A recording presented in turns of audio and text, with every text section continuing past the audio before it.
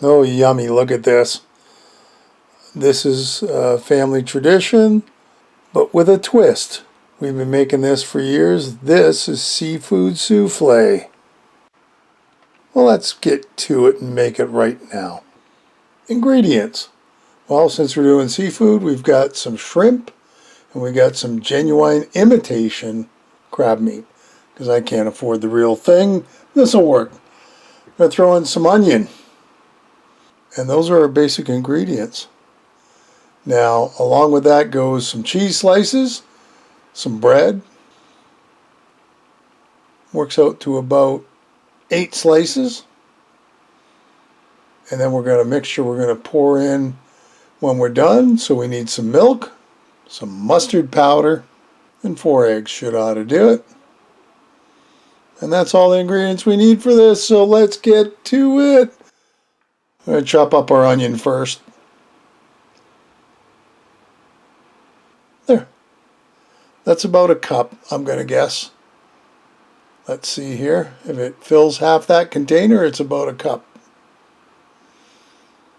Well, maybe I got a cup and about a cup and a third, I think, out of that. That's okay. If it's too much, we'll use it in another dish down the road. Next up, our shrimp.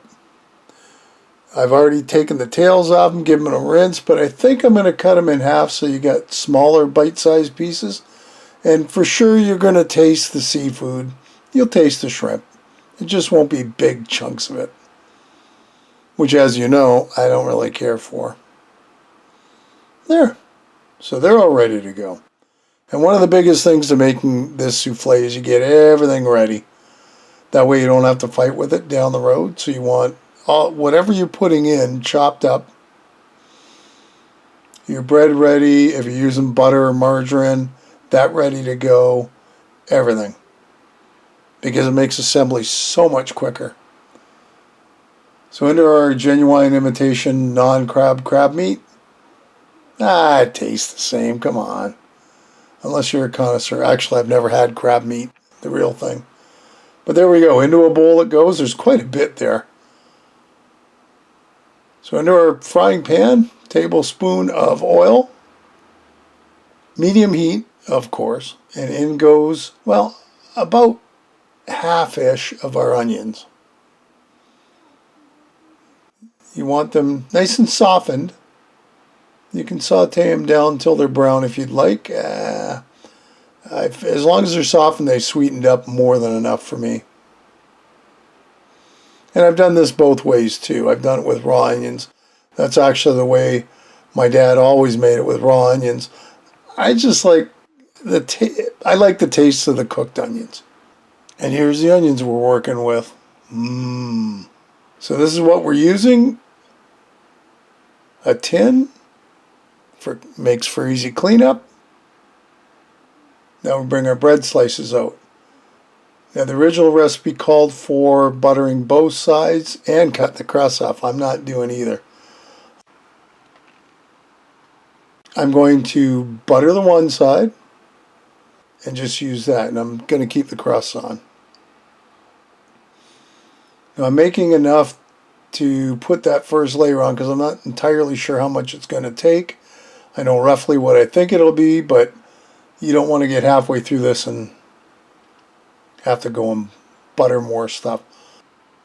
We spray the bottom of the pan, and now the fun part is we get to puzzle all these bread pieces in. Now the bottom layer I always do face up, so it makes it a little messier, but that way the butter stays in the souffle and not at the bottom of the pan. So there you see 4 slices fit real easy. Now we just got to fill in the middle. That's where your trusty butter knife comes into play. And you just got to be a little careful when you're stuffing it, right? There, you can compress them. It'll fit just fine. As long as you're not leaving gaping holes, you should be okay. And then, of course, that last piece isn't going to quite fit that way.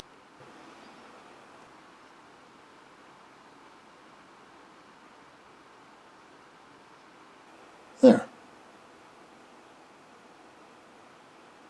Well, so I decided since there's a little gap there, I'll take the end of that piece of bread and I'll just kind of stuff it between the two pieces of bread.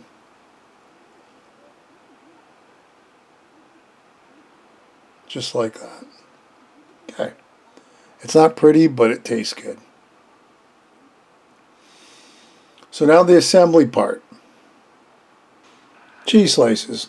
We're going to cover the bottom. Not 100%. There can be gaps. It's not a biggie. Next up are onions, half of them, the shrimp, and our crab meat. So there's quite a bit on there. Yummy. But I had so much crab meat I couldn't. I was going to squeeze it into one layer. Didn't happen that way. So the recipe calls, that's it. You cover it up. We're going to do another layer. So while I'm at it, I'm adding a little bit of mustard powder, sprinkle it around the bottom there. That's to give it a little extra taste. So our next layer, and you can put the butter side down on this one. And of course, there can be gaps because it's not the bottom layer. So there's our bread. Our second layer, because I got to get rid of all the stuff. Our cheese slices, our onions, the rest of our shrimp, and last but not least, the crab meat. Now this ought to fill your tummy. And of course, sprinkle a little more mustard powder on it, just cause. Here's our top layer of bread, butter side down of course. Looks good, brings us right up to the top. And now to put together our milk mixture that goes on top. So I had this brilliant idea to use the bowl to make the mixture. Unfortunately, it doesn't have a spout. So after we're done doing it, you're going to see I'm going to start spilling all over the place and have to go to a measuring cup to pour it out. Well, this is about maybe a quart/liter of milk. And we're going to put our 4 eggs in. There was 1, 2, 3, and 4. We'll give it a good whisk, and then last but not least, in goes our mustard powder. And yes, there's going to be some clumps in it. I don't know if you can see that, but that's actually the beauty of this. I remember as a kid enjoying little clumps of mustard powder you'd hit. It just send you for a loop, but it's all good. So now watch how I carefully try and pour this.